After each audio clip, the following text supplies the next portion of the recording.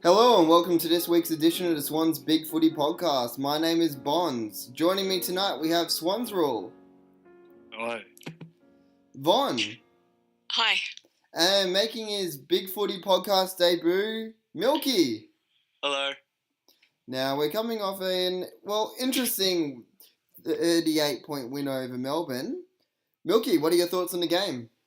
I was at the game actually this time, and it was a good game to watch, particularly the first half. I think we actually came out with some good intent, and it was good to see Tipper get amongst it, but particularly at the start, even though he stole a goal off, I think it was Mitchell's long kick in at the start, the one he socketed.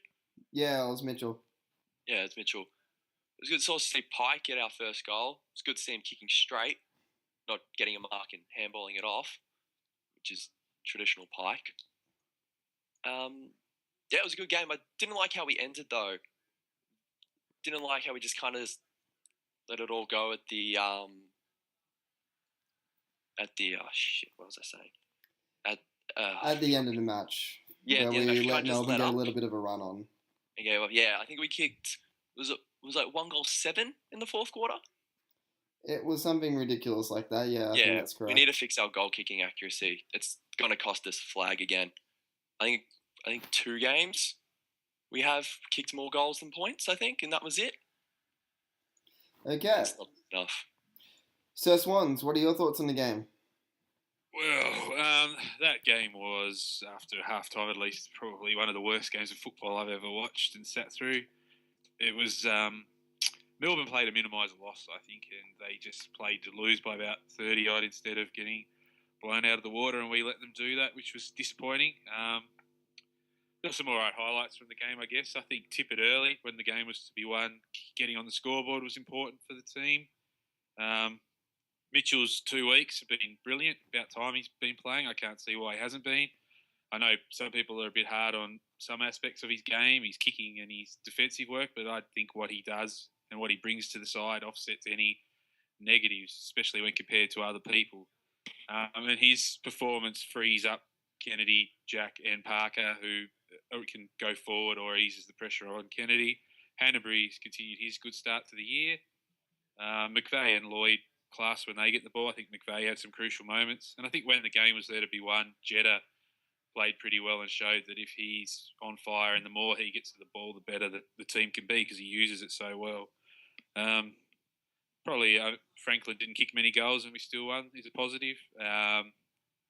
There's a few negatives, but it's a win's a win. That's all you get against Melbourne. Move on, I think. But, geez, yeah, I wouldn't want to watch that again. Special mention to Gary Rowan. I don't think the stats would show the effort he put in. And the Heeney injury, obviously, is upsetting. So I'm sure we've all got the black armbands on recording today's show. Vonn, what are your thoughts on the game? Well, thanks, SR, for leaving me with about one player to talk about, which, ironically, is actually Reed, who you didn't mention, which is a surprise for once in your posting history. I actually want to give a lot of kudos to Reed. I thought that he played a good performance to top off the effort against Fremantle. His role is still a little bit undefined. Like, I know he drifts a little bit, but he seems to very much be a confidence player. I definitely felt at times that even though his marking was still a little bit suspect, his disposal and he could actually, mark the ball instead of fumbling it. And yeah, he just seemed to do the basic things which he would screw up before a lot better. So kudos to him for that. Another player I want to mention is very frustrating, but also played a good game to echo what SR, I don't remember what your name is. Rowan played a very mixed game. I thought he would often do all of the hard stuff right. He'd get into the right position. He would, pretty much set up another player or something, and he just wouldn't finish it off. So he lacks a bit of polish at the moment, and that's something which, when he improves on, it'll benefit us greatly. I really liked that we returned him to the forward line as well. His pressure in there was very good as well, even though, let's be honest, it was Melbourne, probably didn't need that much pressuring anyway. Yeah, it was a pretty boring game. I don't know what else to say aside from that. Good win at the end. Obviously, I'm deeply in mourning for Heeney. He had a good life. Yeah. 4 to 6. He was dead. I heard 8 to 10 on the radio today. Yeah, well, it's just going to keep going until you get to 45, 47 or something like that. True. Yeah, sorry, you are right. Kudos to Reed for not sucking for 2 weeks in a row. Well done. May as well give my thoughts on the game as well. I have to echo a lot of the thoughts so far. I really think Tom Mitchell's really stepped up over the last couple of weeks when he has come into the side. You do notice, especially watching him live from the top deck of the MCG, he can run off his man a little bit, but he's generally getting more ball than his opponent, so we can't complain too hard there. I really think that the best part about having Mitchell at the team at the moment, and this was brought up earlier, is the fact that he allows players like Kennedy and Parker to be rested up forward.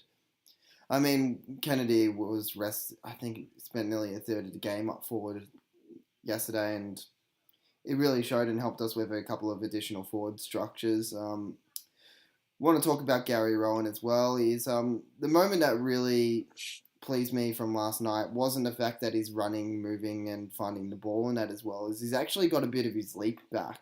A few years ago, before when he got drafted, he had the second highest standing vertical leap in the AFL draft combine history.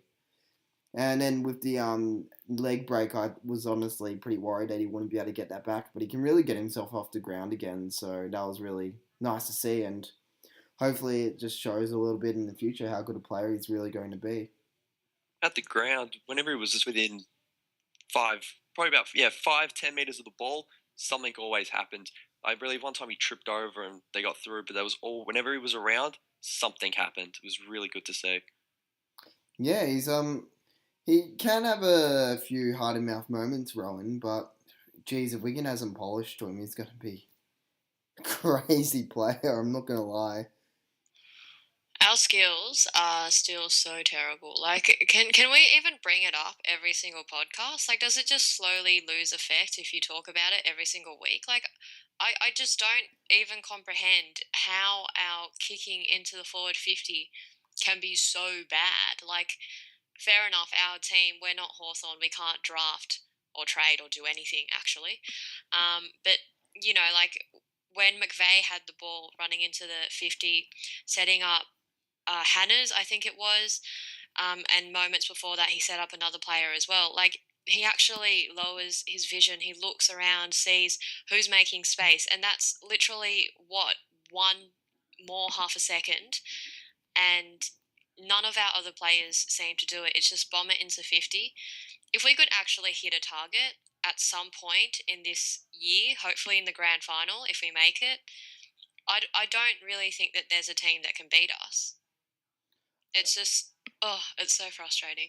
If we want to fix the clangers in our team, we need to do two things. One, bring back Isaac Heeney from the deaf. It was courageous how he tried to stay on the field and everything last night, but long-term vision, guys, he needs to be fit come finals. Put him in cotton wool. Don't worry about him until then, and he'll come out and get a Norm Smith on the final day. He is our secret weapon. Second thing, we need to drop Shaw from the side. I know he gets blasted a lot, and I have been a pretty bad critic of his in the past. But against Melbourne, 3 out of their 7 goals were from Shaw turnovers. And the week before, 4 out of the 11 goals that the Western Bulldogs kicked were from direct Shaw turnovers. And I'm not including ones that he turned the ball over further on in the field that was an assisted goal. He is low on confidence right now. He's running like a headless chicken in traffic. He is a liability one-on-one in the contest. I cannot see what he is possibly bringing to our side at the moment. SirSwans, I believe you have something to say about Shaw. I've been saying for ages, Shaw's cooked. He's done. He was done 2013. He came back from that injury, played against Geelong. I think he was the sub at Simmons Stadium when we got flogged, and he was rubbish. And he should have retired at the end of that game. He's done. He's cooked. I presume he was asked to stay on when we got the trade ban because there's no sense in him playing. And people can bag goods out all they want, but I'd be looking down the back line first because that's where our worry is. And this magical role he plays, I'd rather move McVeigh down there or give a young guy a chance because he doesn't play on anyone. He doesn't really break the lines anymore. When he does get the ball, he turns it over or he butchers it with a helicopter kick. And I mean, when Jack Watts runs on the ground and you can't even bump him over properly and he makes you look like a deal, I think it's time to walk away. He should have retired in the middle of that fourth quarter when Jack Watts made him look like a dick. That's the time to go, Shaw. How many times has Shaw come out of retirement for you? He should have retired Geelong, injury, and in the middle of the fourth quarter. Well, he hasn't retired yet, so he should have last night. He should piss off. The only player more annoying last night than Reece Shaw was Heath Shaw, and I watched the GWS game. That whole family irritating. And Tony oh my Shaw, God, that game was orgasmic, wasn't it? Tony Shaw's a terrible The scoreline commentator. was fantastic. I was nearly as aroused by that game as I was by Heeney's bulging biceps. That was an amazing match of football. I knew you were going to say that. In all seriousness, though, guys, this week, when is the funeral for Heeney? Maybe after Shaw's retirement. So Something never. which is never going to come. Wouldn't Shaw's retirement be a wake for Heeney's funeral? Not sure. All I know is the last time SirSwans rode a player that hard, Reed, he actually strung together a few good games. He played one excellent game and one average game. So let's see if Shaw can do that. That's why I averaged it out. Excellent and average, good. Well, come on, Shaw. Prove me wrong. But if Longmire had any guts, he would drop him this week. Shaw won't get dropped until after the Hawthorn game if he gets absolutely tonked. Like Latham did last year. Ever. You know he won't get dropped. He'll Shaw play the got whole season tonked. now. Shaw got outperformed by Jack Watts last night over 4 quarters, and he was only on for the last quarter. Speaking of guys who are cooked, Adam Goods wasn't that flash at all. Like, I know he kicked his customary, Really? 2 goals at the end of the game to keep me in the team. But, like, in the third, when there was even a little bit of pressure, he was just a bit fumbly. I don't know, he just didn't look very good. And I'm one to be, fairly optimistic about Goods, and he just looked very poor. Like, he still had the class and the finish. Like, some of his kicks, especially when he was around the boundary, now forward 50, squaring it up in the middle, to the middle. Those times were when his pure skills came through, and that was excellent. But his actual running, I just don't think we can carry that against a top team. Every time he got the loose ball, he would always just hold on to it and just draw the man coming at him. We could never get the handball off quickly enough for it to be clean. It always led to another stoppage. I'm He actually can't put going it on to... his left foot. He's got a weird retarded action when the ball's there and he's got to sort of hover and he goes to half kick and doesn't kick it, and then when the ball's on the ground he won't bend properly. You just want to go out and push him down on the ground and say bend over. Oh, I'm okay actually then. going to... Take it. No. I'm actually going to argue with you guys here. I don't think Goods was as bad as some people have made him out to be the other night. He might play better. He's played better, and maybe... Sorry, can we just backtrack? Sorry, Bonz. Can we just backtrack to SR asking Goods to bend over and take it? Am I sensing a bit of frustration? Last podcast, you were talking about, what was it, the erection for your sister? What? Okay, let's just move on from here. I don't listen to the show.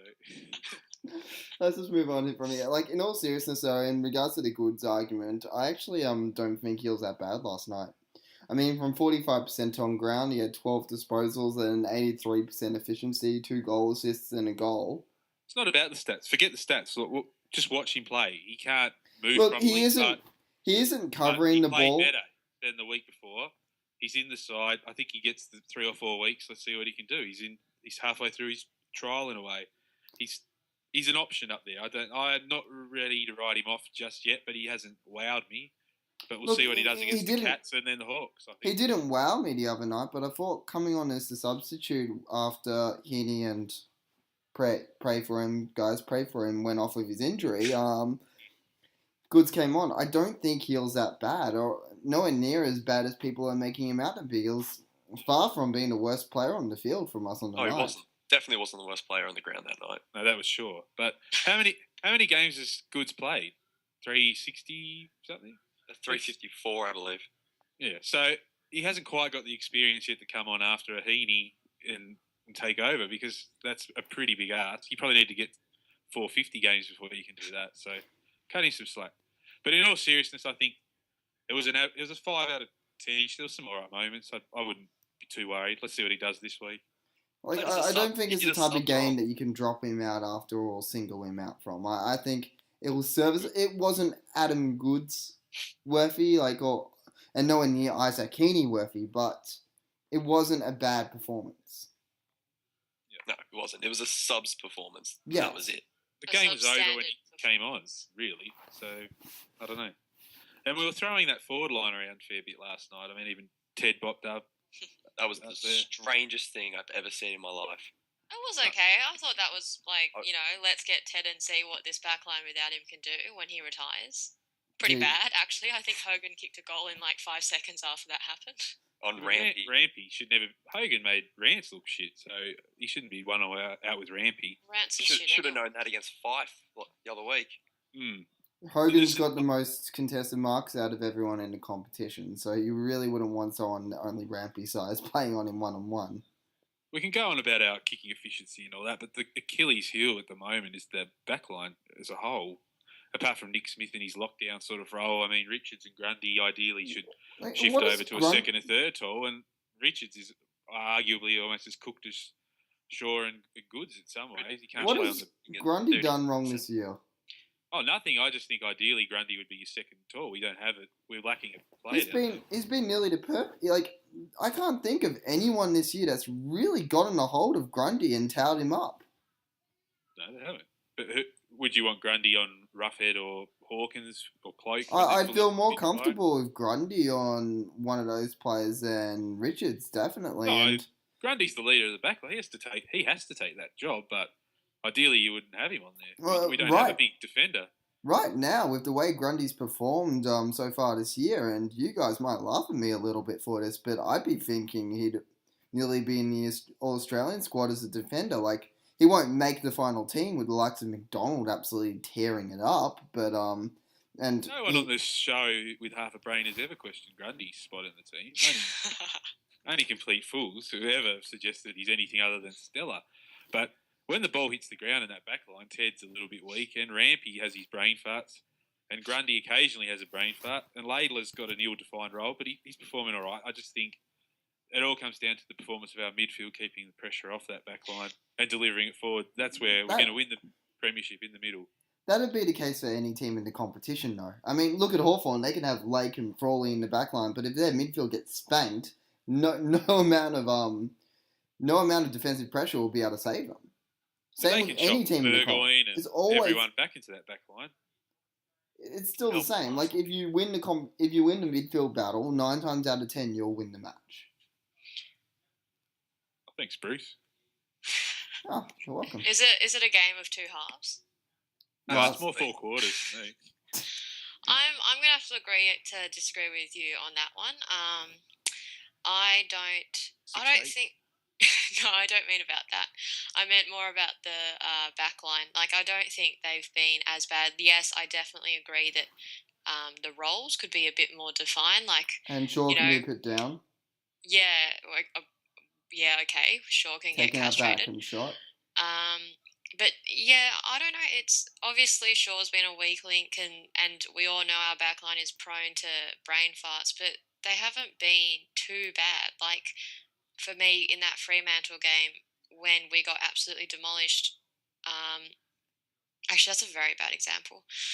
Let's just forget about that game. I just felt they're not bad. They're actually, considering the amount of pressure that's and the what fact I they're mean. undersized, they actually perform really well. But yeah, when our midfield has fallen apart and the ball has been coming in a lot, I think they've just been tested a lot more, maybe more than other games last year. And I think that obviously the more you test the team, the more mistakes they're going to make, the more goals you're going to concede. But I don't think that's really the fault of the defence. As Bonz was saying, if the midfield doesn't do the job, it makes the job of the back line harder. And yeah, I don't think, obviously, our midfield's been too flash. So, yeah. Our midfield's just gotten how to run 2 ways. Yeah, 2 ways. We need the defence needs to push back and support the ball when it's on the ground in the back line, because Ted and that, like I'm saying, when it hits the deck, he's not that good. but he shouldn't have to crumb the packs in the back line. There should be a Jack or a Parker, maybe not Jack, but anyone. The midfield should be pushing back and running forward like Jetta and other people. The midfield needs to work hard. When we're at our best, we have that two-way running, and then you get the slingshot overlap. But I think we got caught on the overlap quite a few times from people wanting to run forward and do the easy work and not the hard work when we've looked at our worst this year. That's just going to be a concern against the big sides, I think, but we'll see. I mean, you can't read too much from the Melbourne game. It's just bank 4 points, move on, I think. Now, speaking of big sides, this week we're coming across a team that may have dropped off a little bit over previous years, but were pretty good on the weekend in Geelong. How do you guys actually see the match going, Vonn? Love how you asked how everyone thought of the match, and then you asked me. I value your opinions. You should. It's going to be, any match from here on in is going to be very difficult without our saviour. I actually don't know how he managed to win a game without Heeney, so that's probably the main concern. But in all seriousness, I really don't know what to make of Geelong this year. Obviously, their old guys have gone on a year too long, which is no different to ours, and their youngsters are a bit all over the place. Some of them have shown a bit. Duncan's come on in the last 2 games. They're just and of course Clark not going into his personal issues, but I don't know if he'll play next week. It's just it's just to me a side that isn't very settled or consistent. So I don't really know. When I remember, probably the only thing for me about that side that has been consistent is Selwood coming in to save them whenever the game is there to be won. So he's still an absolute gun. Aside from that, Stevie J, he's been all right. All of the big old names that we all associate with Geelong in their era of dominance are a bit out of it. So, yeah, I don't know what to make of Geelong. I think we should win, but as I said, I don't know which side will turn up. I think there's a couple of players you didn't mention who were important to Geelong. I think that whatever his name is, Yeah, I can't say his name, but I wanted to say he was good. But I don't know. No, he's having a really good Mark year. I think he's one of the better players when I watch. And Motlop, they love getting the ball in the Motlop's hands. I think I can't be bothered checking the stats, but I think he's probably getting a lot more of the ball this year. And he's a pretty good user. So and Enright's still all right for an old bloke too. So Taylor will just mark it all day if we bomb it into the forward line, because Lonergan will go to Buddy, I reckon, because he normally can get away with anything and not give away a free on Buddy, so he'll be licking his lips. It'll be an interesting game, but if we should win. I hate it when we play at ANZ though, so we'll see. I'm expecting about a 20-point win, something like that.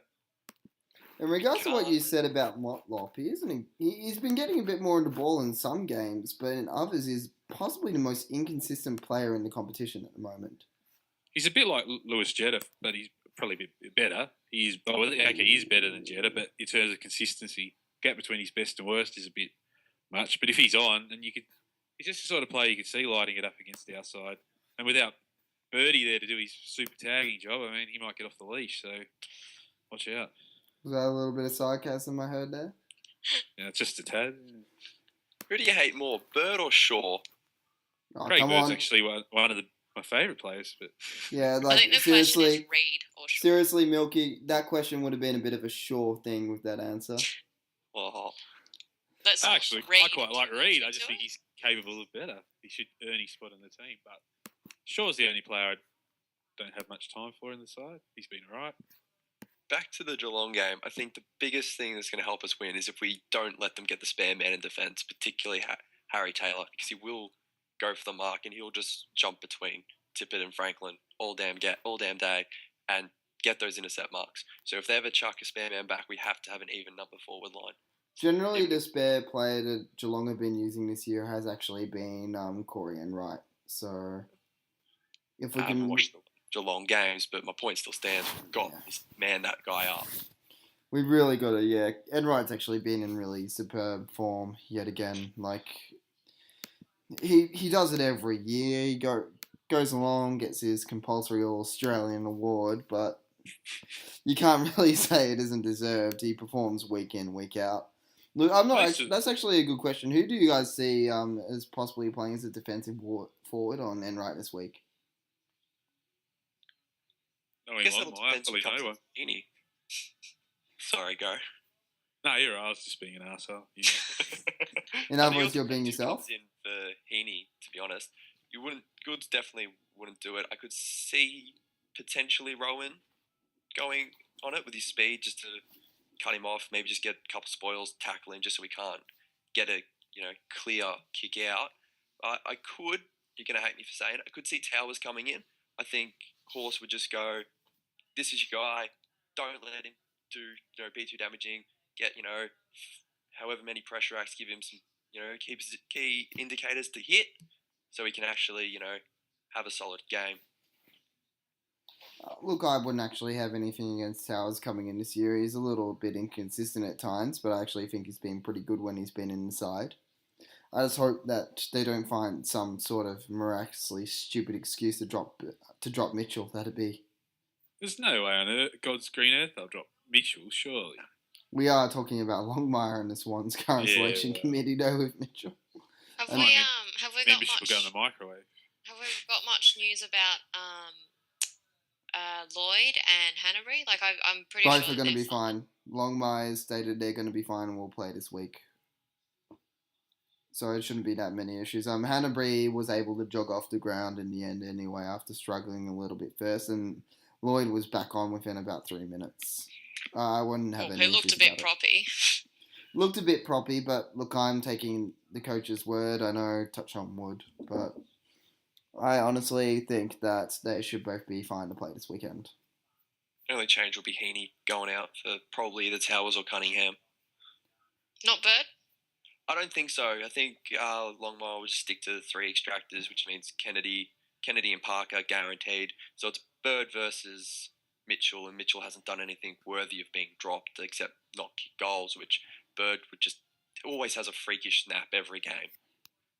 How do Bird you? might come in to play half forward, but Yeah, he didn't play in the reserves though, did he?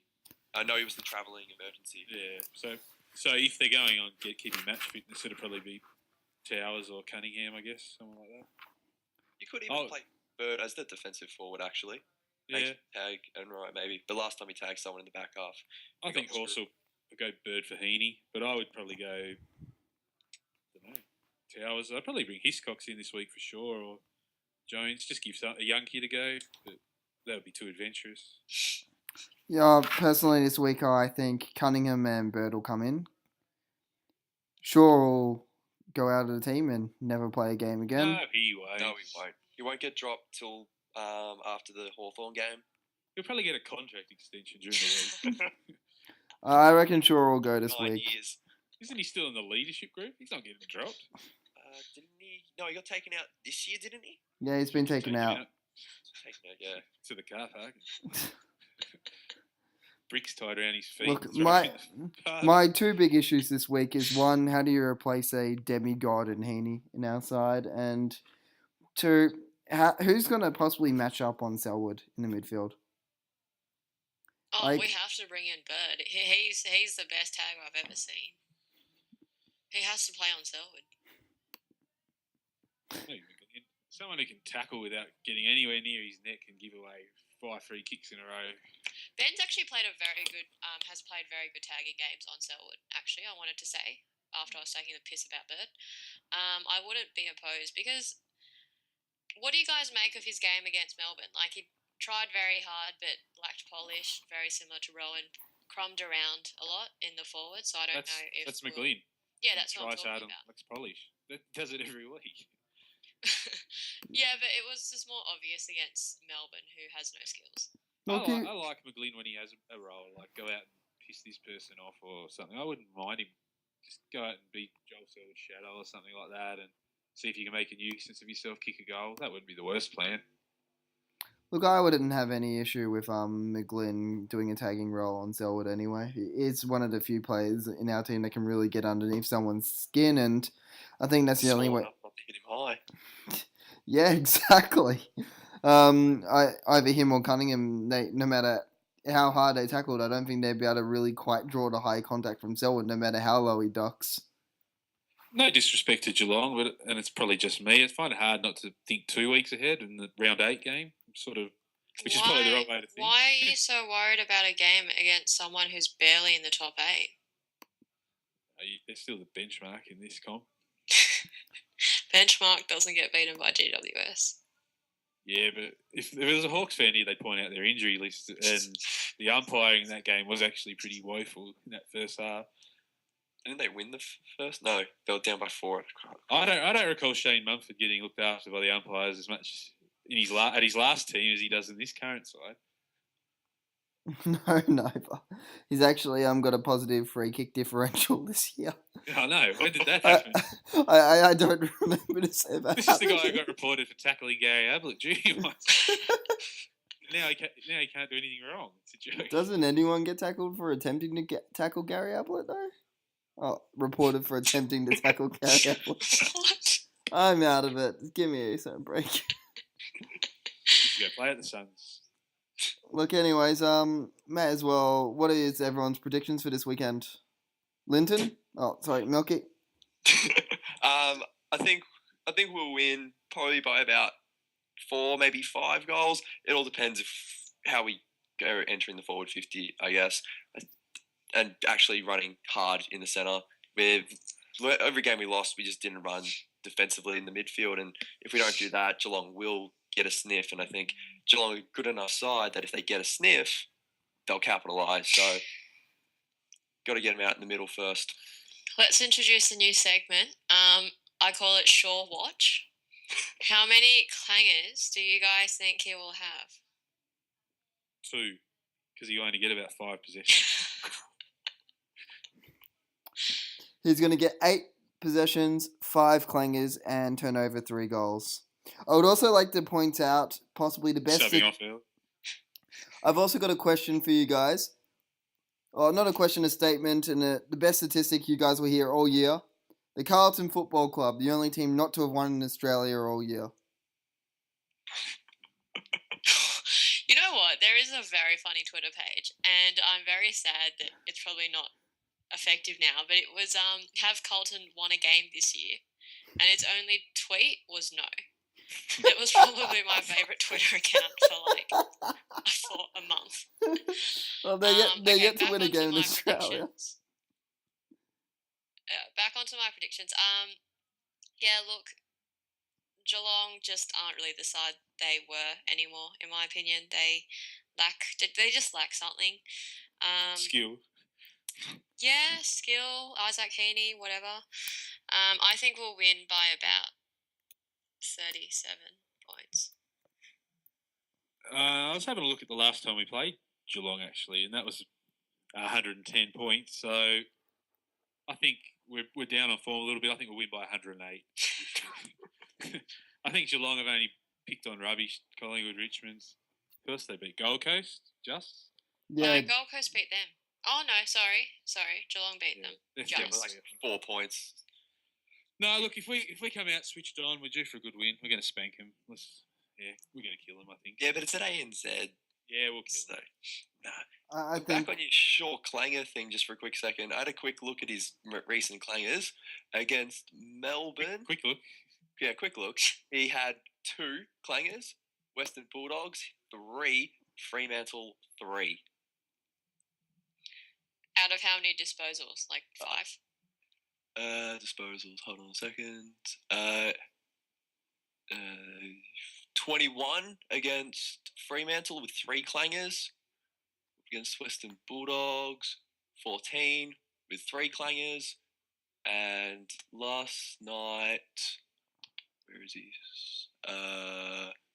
12 with 2 clangers. I would also like to point out, just on your short clanger statistics here, that if he chips the ball 15 metres to a 50-50 contest, that's considered an effective disposal, so...